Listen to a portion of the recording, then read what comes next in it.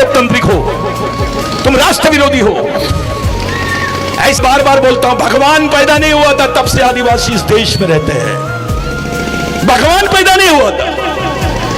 जहां पे तुम हजारों सालों से रह रहे हो, जहां पे तुम्हारे पुरखों की लाशें दफन है, वो जमीन पल में तुमसे छीन लेंगे 10 लाख रुपए में।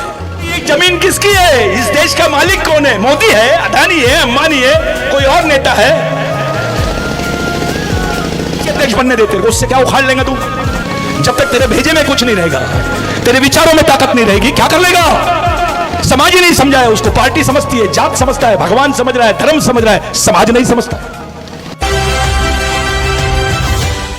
पूरे मध्य प्रदेश में जो आदिवासी है, ये मैं नहीं बोल रहा हूं, ये लेबर कमीशन की रिपोर्ट बोल रही है, जिसको श्रम विभाग बोलते हैं।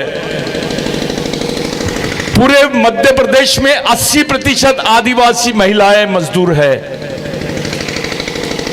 पूरे मध्य प्रदेश में,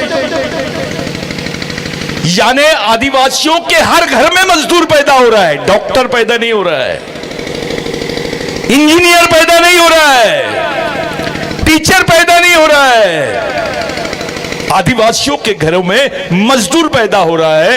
ये इक्के दुक्के उदाहरण हो गए उंगलियों में गिनने लायक, जहां आपको दिख रहा है कि आपके घरों में कोई डॉक्टर बन गया, एक आध बच्चे को नौकरी लग गई। अरे अब तो रिजर्वेशन भी खत्म हो गया।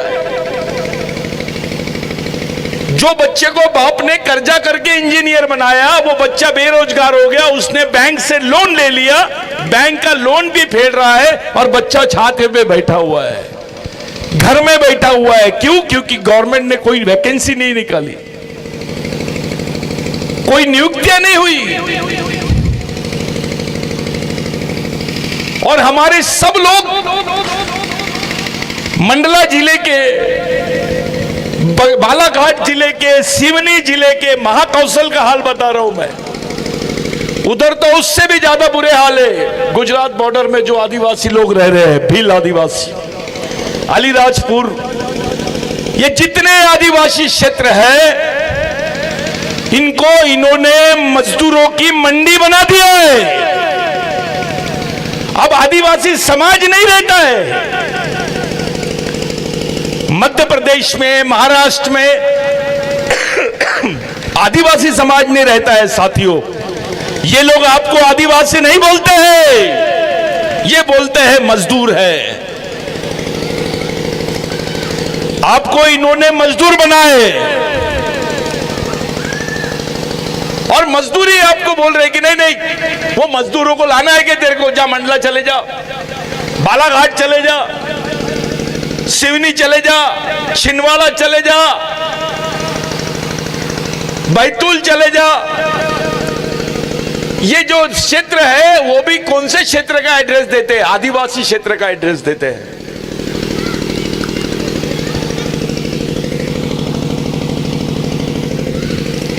एक सर्वे हुआ, पूरे भारत में जितने लोग अलग राज्य से मजदूरी करने जा रहे हैं, उसमें 80% आदिवासी है।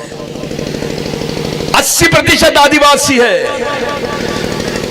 पहले बोलते थे कि हर एक घर के बाद दूसरा घर मजदूर का था, लेकिन अब गलत। हर एक घर के बाद नहीं, हर घर में मजदूर मिल रहा है।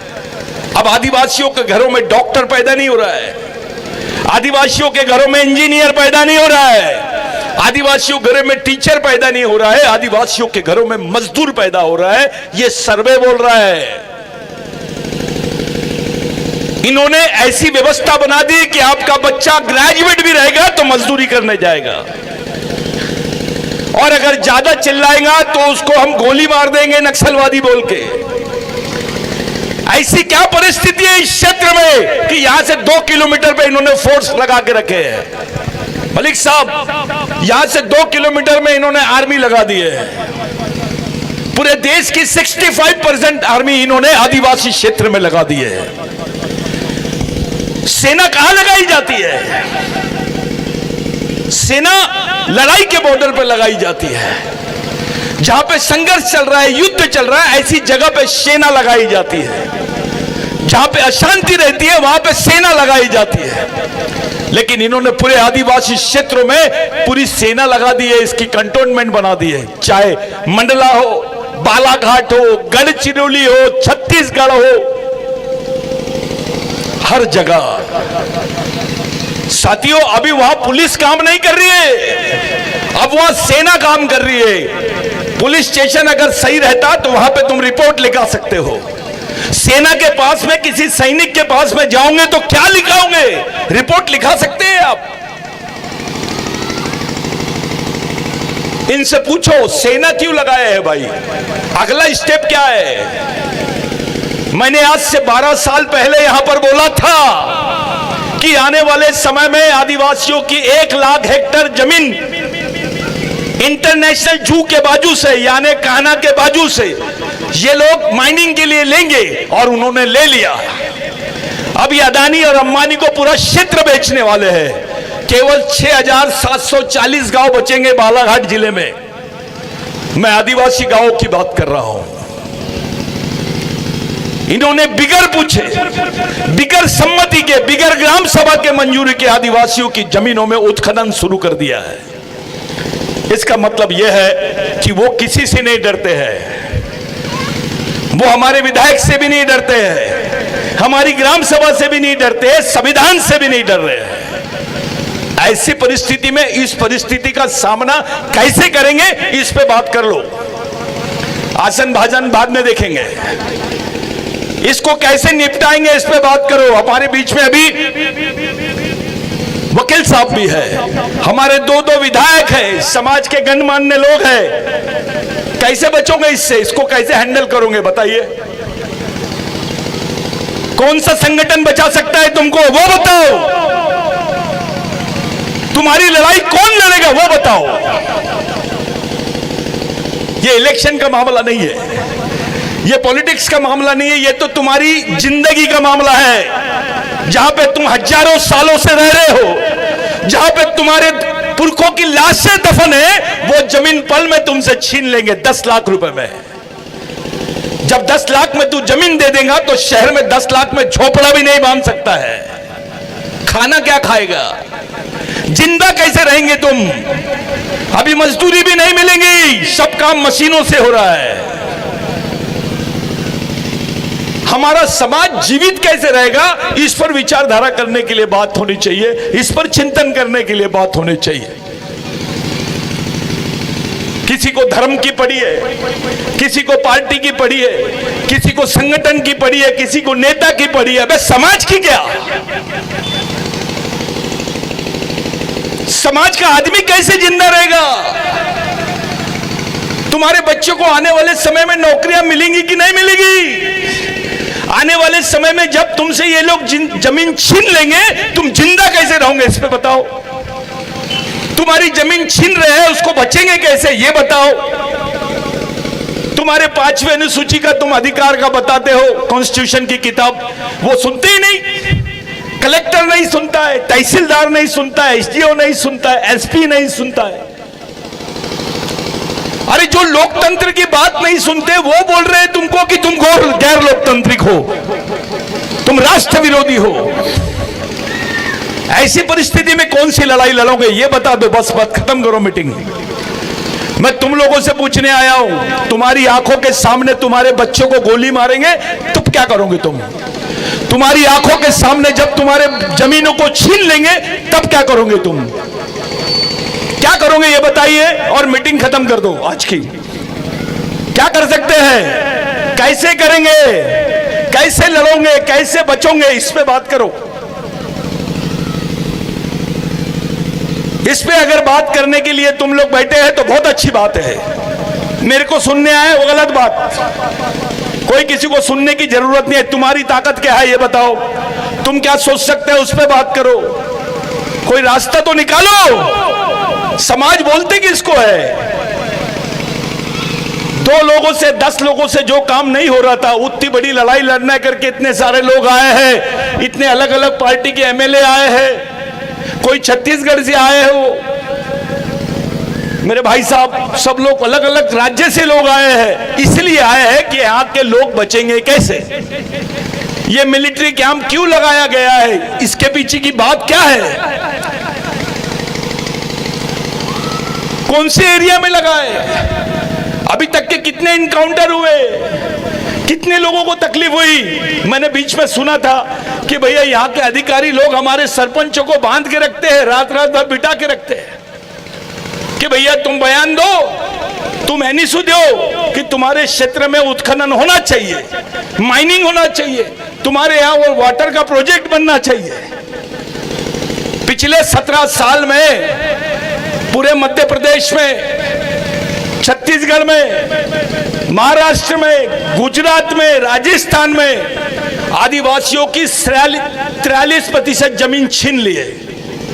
कितने प्रतिशत? 43% जमीन आदिवासियों से छीन ली गई है। अरे ये जमीन किसकी है? इस देश का मालिक कौन है? मोदी है, अदानी है, अंबानी है, कोई और नेता है? आप इस देश के परमानेंट मालिक हो। ये आपकी जमीन छीन के आपको जमीन की मालकियत से अलग कर रहे हैं। तुमको खुल के आदिवासी नहीं बोल रहे, तुमको वनवासी बोल रहे हैं, जनजाति बोल रहे हैं, फलाना बोल रहे, ढिकाना बोल रहे हैं। अबे तुम्हारी ओरिजिनल पहचान ही नहीं बोलना चाहते, वो ही नहीं बताना चाहते, तुमको खत्म करना चाहते हैं। इसका मतलब आपके इतिहास के साथ, आपकी संस्कृति के साथ, आपकी पहचान के साथ, आपके संवैधानिक अधिकार के साथ ये लोग आपको खत्म करना चाहते हैं। हर जगह आप गायब हो जाओगे, तब कैसे करोगे? कौन सा धर्म लिखोगे? उधर मुंडा बोलता मैं ये वाला धर्म लिखूंगा, उधर का भील बोलता मैं ये धर्म लिखूंगा, गोंड बोलता ये धर्म लिखूंगा, कोल बोलता ये धर्म लिखूंगा, नॉर्थ ईस्ट का आदिवासी बोलता मैं ये धर्म लिखूंगा। अरे आज तुम संस्कृति के आधार पे एक जगह नहीं आए और कल तुमने धर्म लिख दिए अलग अलग, तो ये समाज एक जगह कैसे आएंगे? इस पे बात करो। आदिवासी संस्कृति जो है ये धर्म से पुरानी है। धर्म तो 5000 साल पुरानी घटना है। आदिवासी आदमी 20,000 साल पुरानी संस्कृति है भारत में आदिवासियों। मैं बार बार बोलता हूं, भगवान पैदा नहीं हुआ था तब से आदिवासी इस देश में रहते हैं। भगवान पैदा नहीं हुआ था। ये जो भगवान आप बोल रहे हो ये पैदा नहीं हुए थे, तब से आदिवासी इस देश में रहता है। आप इस देश के मालिक हो, किसी देश का पहला आदमी है। आज आप पहले आदमी थे किसी समय, आज आखिरी आदमी भी नहीं रहे इस देश के। आपको इंसान मानने से वो लोग इनकार कर रहे हैं। एक नया झगड़ा चालू हो गया, ट्राइबल वर्सेस टाइगर। या तो ट्राइबल जिंदा रहेगा या तो टाइगर जिंदा रहेगा। ट्राइबल यानी आदिवासी, टाइगर यानी शेर। या तो शेर जिंदा रहेगा या आदिवासी जिंदा रहेगा, ऐसी व्यवस्था लाए। काना में, पेच में हर 2 दिन में 4 लोग मर रहे हैं। मरने वाले आदिवासी और जो मजदूर दलित ओबीसी के लोग हैं, वो जो जंगल के किनारे में रहते हैं, वो लोग मर रहे हैं रोज। और उसके जान की कीमत कितनी है? 8.5 लाख रुपए। शेर ने मार दिया, 8.5 लाख लेकर और सीधा घर लेके भाग जा। और शेर मर गया तो आपको 19 साल की सजा है। शेर मरेगा तो आपकी सजा 19 साल, और आप मर गए तो 8.5 लाख। ये औकात है हमारी, ऐसी औकात बना दिए। हमारी व्यवस्थाएं कैसी है? जो स्कूल आदिवासियों के चल रहे हैं, शासकीय स्कूल, वहां का बच्चा एक लेटर नहीं लिख सकता। 10वीं क्लास का बच्चा, वो 10वीं कक्षा में पढ़ता है, लेकिन एक लेटर नहीं लिखना आ रहा है उसको, और उसको पास करते जा रहे हैं ताकि वो जिंदगी में फेल हो जाए। ऐसी व्यवस्था है। गवर्नमेंट तुम्हारे साथ नहीं रहना चाह रही है। उनकी नीयत साफ नहीं है कि आदिवासी इस देश में बचना चाहिए। कुछ पार्टियां बोल रही है, लेकिन पार्टियों की भी नीयत साफ नहीं है। वो भी खुल के आदिवासियों उसके बारे में नहीं बोल रहे हैं, क्योंकि कॉर्पोरेट वाले उनको भी चंदा देते हैं। सब बंद है। ऐसे कचाटे में, इतने बड़े षड्यंत्र में फंस गया आदिवासी आज कि उसको निकालेंगे कैसे, इस पे बात करने वाले लोग नहीं है। ये जो मीटिंग रखे, ये रोशनी, ये जो बच्चे हैं यहाँ के सतीश, ये लोगों ने, मेरी तबीयत भी खराब थी, मैं मलिक साहब आए करके मैं आया, मेरे को भंवरलाल दादा ने बोला दादा आप जाइए, वो रोत नहीं जा रहे। मैं ठीक है भाई मैं भी जाता हूं। मैंने इनको पहले बोला कि भैया जो कार्यक्रम हो रहा है होने दो, लेकिन उसका रिजल्ट क्या? मलिक साहब को आपने दिल्ली से बुला लिए, हरियाणा से वो व्यक्ति यहां पर आया है, उसका उपयोग क्या? क्यों बुलाए मलिक साहब को? देखने के लिए, बोलने के लिए? अरे उस आदमी का जो सुप्रीम कोर्ट में हर एक जज उनके नाम से डरता है, क्योंकि वो स्पष्ट बोलते हैं, खुली बात करते हैं। उनके वीडियोस देखने के लिए पूरे वकील खड़े रहते हैं कि ये व्यक्ति अभी क्या बोलेगा, अगला स्टेप क्या होगा। वैसे आदमी को आपने बुलाया, उसका उपयोग क्या है? कौन सी पिटीशन डालना चाहते हैं, कौन सी व्यवस्था को सुप्रीम कोर्ट के माध्यम से हल करना चाहते हैं, उस पर बात करो। वो राजस्थान से एमएलए आया, राजस्थान से आ रहा है यहां पर, वो आपका क्या साथ दे सकता है? पार्लियामेंट में किस तरीके की आप भूमिका निभा सकते हो, उस पर बात करो। मध्य प्रदेश की विधानसभा में आप कौन सी बात रखेंगे, उसकी बात करो, ताकि अपनी आने वाली पीढ़ी जिंदा रहे। ऐसे बैठने से कुछ होने वाला नहीं है। मजदूरी करने जाते हो, अभी जेल जाने की तैयारी रखो, अपने बाल बच्चों को जिंदा देखना चाहते हो तो, क्योंकि आपने टंटे भील का पुतला बिठाया है। कोई आबा बाबा किसी संत का नहीं, कोई भगवान का नहीं, ये मरना सिखाने वाला भगवान है। हमारी मां बहनों को ब्लाउज पहनने पर टैक्स लगता था इस देश में। अगर ब्लाउज पहनती थी आदिवासी भाई तो उसको टैक्स देना पड़ता था। दलित महिला ब्लाउज पहनती थी तो उसको टैक्स देना पड़ता था। ओबीसी महिला, गरीब महिला ब्लाउज पहनती थी, उसको टैक्स देना पड़ता था। कौन से देश में हुआ ऐसा? जो इस देश में हुआ है। उस व्यवस्था के खिलाफ लड़ने वाले भगवान का नाम है भगवान टंटा भिल। उस लड़ाई को बिरसा मुंडा ने लड़ा, उस लड़ाई को बाबूराव शेरमाके ने लड़ा, गुंडाधुर ने लड़ा। वो लड़ाई इंपॉर्टेंट लड़ाई है। हमको क्रिमिनल ट्राइब बोलते थे, गुनहगार जमात बोलते थे, चाहे गोंड हो, भील हो, कोरकू हो, बैगा हो, प्रधान हो, कोई भी रहे, अगर वो आदिवासी ने कोई गुनाह कर दिया या गुनाह नहीं भी किया और उसको शहर में मार दिए तो पुलिस स्टेशन में एफआईआर नहीं होती थी।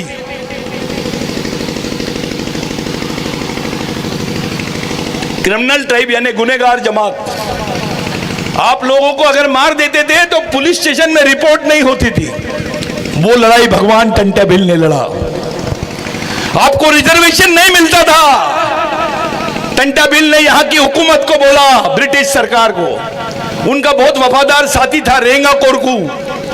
रेंगा कोरकू ने बोला कि भगवान, अपने लोगों को तो कोई पुलिस में भी नौकरियां नहीं मिल रही है, अपने को तो क्रिमिनल ट्राइब बोल रहे हैं, हम तो गुनहगार है, हमको सरकारी महकमे में नौकरियां नहीं मिलेगी।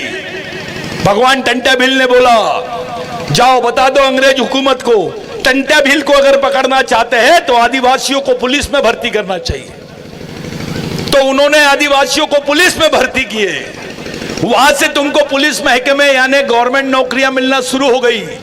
आप में कोई टीचर है, कोई इंजीनियर है, कोई कुछ होगा, आज नौकरियां कर रहे होगे, ये टंटा भिल की देन है। वहां क्रिमिनल ट्राइबल बिल आपके हिसाब से डिनाई हुआ। आप लोगों को सेंट्रल सीपीएन बरार में जो अधिकार मिले, मध्य प्रदेश के भूमि के जो अधिकार मिले, पहले आप भूमिधारी थे, जिसको भूधारक बोलते हैं, यानी भूमि को धारण करने वाला आदमी। तुमको भूधारक से भूमालक बनाने वाले भगवान का नाम है टंटा भिल। और उसको पूछते हैं साले कि इसकी जात कौन सी है, ये कौन है? टंटा भिल यहां क्यों लाए गोंडवाना में? ये बिरसा ब्रिगेड ने नॉर्थ ईस्ट में, मणिपुर के पास में बाबूराव शेरमाके का पुतला बिठाया। मणिपुर के लोग अभी बात करते हैं, छत्तीसगढ़ में लोग बात करने लग गए हैं, मध्य प्रदेश, गुजरात में लोग बात करने लग गए हैं रघुनाथ साह शंकर शाह के बारे में। उन्होंने नहीं बोले कि ये कहां से लाया, ये तो गोंडवाना क्षेत्र का आदमी है, ये भीलवाना, गोंडवाना, कोलवाना, ये बहुत छोटी चीज है। पहले समाज, अगर समाज एक जगह नहीं रहेगा तो लड़ने की बात तो दूर है, आप अपने आप को बचा भी नहीं सकोगे। ज्यादा हम लोगों को अपने नेताओं से ज्यादा आश नहीं करना पड़ेगा, क्योंकि यहां का जो पॉलिटिक्स है वो कैपिटलिस्ट पॉलिटिक्स हो गया, जिसको पूंजीवादी राजनीति बोलते हैं। हर आदमी वर्चस्व चाहता है, हर आदमी सत्ता चाहता है। आदिवासी क्षेत्रों में इलेक्शन नहीं होने देते, सिलेक्शन करते हैं वो लोग अपने तरीके से, क्योंकि उनको मालूम है कि पूरे देश की 40% आदिवासी जमीनें जो 5th और 6th शेड्यूल में आती है, वहीं पे सोना है, वही कोयला है, वही पर्यावरण है, वही जंगल है, उसी को लूटना है, उसी को बेचना है। और लोगों को समझाने में कामयाब हो रहे हैं लोग। 100 - 9 = 91। मलिक साहब, 100% भारतीयों में से 9% आदिवासी अगर मर भी जाते हैं तो भारत के 51% लोग जिंदा रहेंगे और देश बचा रहेगा, ऐसा अंदरूनी समझाया जा रहा है। इसलिए आदिवासियों की लड़ाई को कोई अपना हिस्सा मानने के लिए तैयार नहीं है। आपके लिए कोई पार्टी नहीं आती है, आपके लिए ओबीसी नहीं आता, मराठा नहीं आता, दलित नहीं आ रहा है, मुस्लिम नहीं आ रहा है, क्रिश्चियन नहीं आ रहा है, क्योंकि अंदरूनी ये बात फैलाई जा चुकी है कि देश को अगर बचाना है तो आदिवासियों की जो जमीनें हैं उसी पे इंडस्ट्रियलाइजेशन करना पड़ेगा, उसी को बेचना पड़ेगा, उस पे अंतरराष्ट्रीय लेवल के यानी बाहरी देशों के लोगों को बुला के उद्योग खड़े करने पड़ेंगे, तब बचेंगे, और बदले में आदिवासी मरेंगे। कैसा लगेगा? अरे आज जमीन की लड़ाई है। आप थोड़ा सा अंदर जाओ छत्तीसगढ़ में, अब वो कब्रिस्तान के लिए जमीन मांग रहे हैं। जो जिंदा रहने के लिए जमीन मांगने वाला समाज था, वो मरने के लिए जमीन मांग रहा है। ये आंदोलन की स्थिति हो गई आदिवासियों की, और उसमें ये गोंड है, ये प्रधान है, ये गांडूगिरी शुरू हो गई। ये पार्टी का है, वो पार्टी का है, ये वो संगठन का है। मैं राष्ट्रीय अध्यक्ष हूं, मैं सचिव हूं। अबे अंतरराष्ट्रीय अध्यक्ष बनने दे तेरे को, उससे क्या उखाड़ लेगा तू? जब तक तेरे भेजे में कुछ नहीं रहेगा, तेरे विचारों में ताकत नहीं रहेगी, क्या कर लेगा? समाज ही नहीं समझा है उसको, पार्टी समझती है, जात समझता है, भगवान समझ रहा है, धर्म समझ रहा है, समाज नहीं समझता है। ये बहुत बड़ी बात है। ये जो लोगों के आप फोटो देख रहे हैं, ये लोगों ने समाज के लिए अपने आप को कुर्बान किया। भगवान टंट्या भील के सामने एक प्रश्न आया, जब उनको जबलपुर जेल में पकड़े लाए तो उनको पूछे कि आखिरी समय तुम किसके दर्शन करना चाहते हो? तो टंट्या भील ने बोला, मैंने 30 साल जिनको उनकी बहन थी, उनके रिश्तेदार थे, वो लोग उनको पहचान नहीं पाए 30 साल बाद में कि यही टंट्या भील है। नाम सुनते थे, वो अपने लोगों को पहचान नहीं पाया।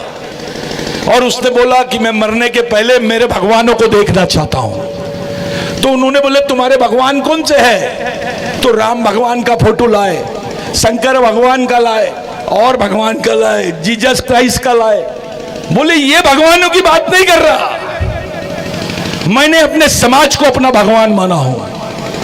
मैं अपने समाज के लिए जिया और अपने समाज के लिए ही मर रहा हूं। मैं उन भगवानों को देख के मेरे को फांसी दो। ये टंट्या भील है जो फांसी भी समाज को देख कर लेना चाहता है। इसको दीवानगी बोलते हैं, इसको बोलते हैं सामाजिक मिशन, इसको बोलते हैं सामाजिक जीवन, इसको बोलते हैं सामाजिक आदमी, जिसमें सामाजिक ईमानदारी और समझदारी दोनों थी, उसके साथ साथ सामाजिक त्याग की भी भावना उसमें थी। यही जनरेशन तुमको पैदा करना पड़ेगा। हजारों टंट्या भील पैदा करना पड़ेगा, हजारों बिरसा मुंडा पैदा करना पड़ेगा, राघोजी भांगरे पैदा करना पड़ेगा, झलकारी भाई पैदा करना पड़ेगा। उसको चलाने के लिए, इस समाज को संचालित करने के लिए जो व्यवस्था है उसको मिशन बोलते हैं। वो कब करेंगे तुम? हमारे मुस्लिम भाइयों का सामाजिक मिशन चलता है, उनके मदरसे चलते हैं, उनका सब कुछ चलता है। क्रिश्चियन भाइयों के चर्चेस, उन लोगों ने एजुकेशन देते हैं। ना आपके स्कूल है, ना आपके बच्चों को आप पढ़ा सकते हो, ना आपके बच्चों को ट्रेनिंग दे सकते हो, ऐसी कोई व्यवस्था ही नहीं है आपके पास। तो जीने किसके लिए है आप? ऐसा जीवन तो जानवर भी जीता है, बकरी भी अपने बच्चे को दूध पिला लेती है। इंसान में एक ही चीज होती है, विचार। आप अपने बच्चों को कौन से विचार दे रहे हैं? अभी तो आसाराम बापू को एड्रेस बताते, कोई रामदेव बाबा का बताता है। अभी समाज के बारे में क्या? इस समाज को संभालेगा कौन? इस समाज को बचाएगा कौन? हमारे अपने आप को बचाने के लिए अपने लोगों द्वारा बनाई गई हमारी व्यवस्था है क्या? अपनी कोई व्यवस्था है क्या? अपने पास कोई सिस्टम है क्या?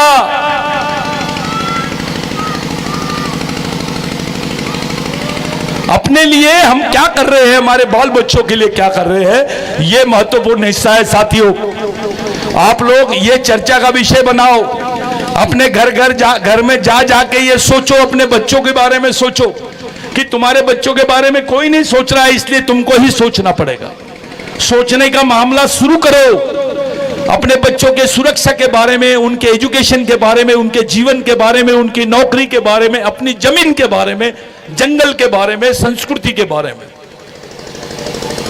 ये छोटी चीज है, ऐसा बैठ जाते हैं हम, लेकिन हम लोग इसके बाद क्या करेंगे? घर जाके क्या करेंगे? इसके बारे में हम कब सोचेंगे? किस तरीके से सोचेंगे? ये हम तमाम लोगों की जवाबदारी है। समय बहुत हो गया, मेरे को बाकी लोगों ने बोल दिया कि दादा आप बंद करो, तो मैं बंद कर रहा हूं। भारत की मिट्टी में बसी है एक अनमोल विरासत, हमारे